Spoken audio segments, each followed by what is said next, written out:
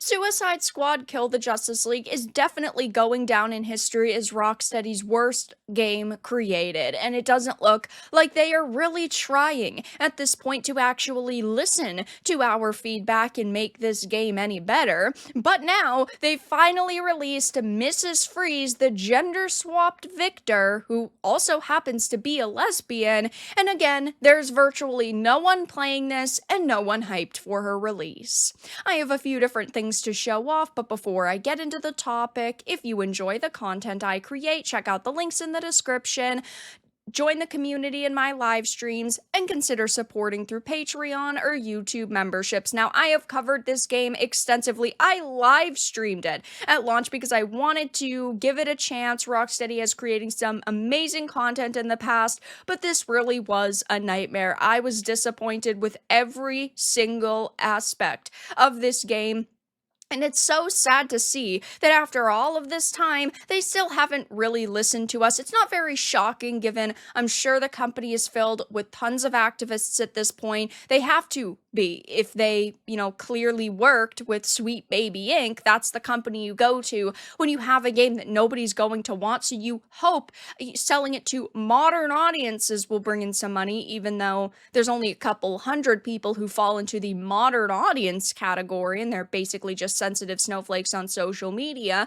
But now, of course, they have released Mrs. Freeze. Now, she has been surrounded in controversy ever since images of her leaked a few months ago. Rocksteady had recently, though, confirmed Kill the Justice League to introduce a gender-swapped Mr. Freeze. This is a That Part Place article. It says Rocksteady had confirmed the rumors that Suicide Squad would introduce a gender-swapped version of Mr. Freeze. There are 100 different stories they could have gone with.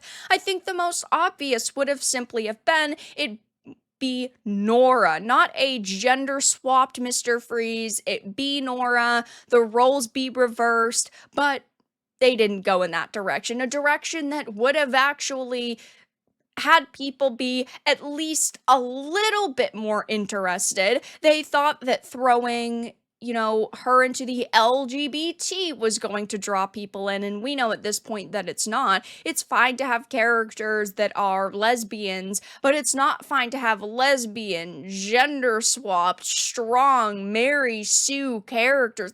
Those are not things that are going to resonate with the audience that they have, and, well, it looks like Mrs. Freeze is off to a much worse start than the Joker. Now, of course, there are only 2 DLC characters that have been released, the Joker and now Mrs. Freeze, and there are a lot of rumors surrounding who's going to, be released in the future, but it doesn't look like they are maybe even going to get that far.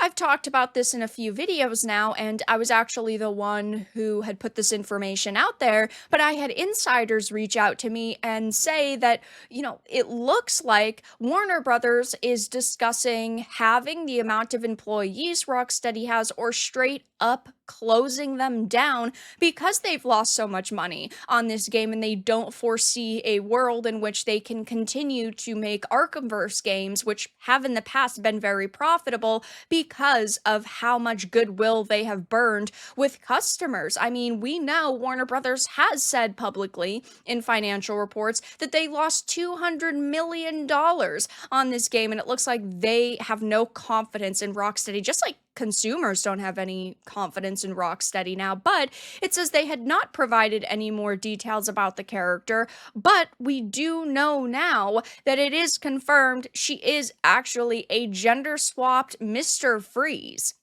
They had said in a blog post that she is an ice-cold, self-sufficient survivalist who has watched her Elseworld turn into ice as Brainiac's invasion took hold. By the time we meet her in Season 2, she has spent years as the last holdout of her dying planet, unwilling to leave her cryogenically frozen wife behind. But after being recruited by the squad, she may have a chance to save her and unleash icy hell. But so far, things are not looking good, because at the time of making this video, it has 395 players in game. Now, I have said this about several releases recently, particularly Flintlock: The Siege of Dawn. What is up with developers launching games Thursday mornings now. You can't do that unless you are a behemoth of a company, unless you're a From Software. You can't be launching a game on a Thursday freaking morning. It's just not going to work. And of course, a release day for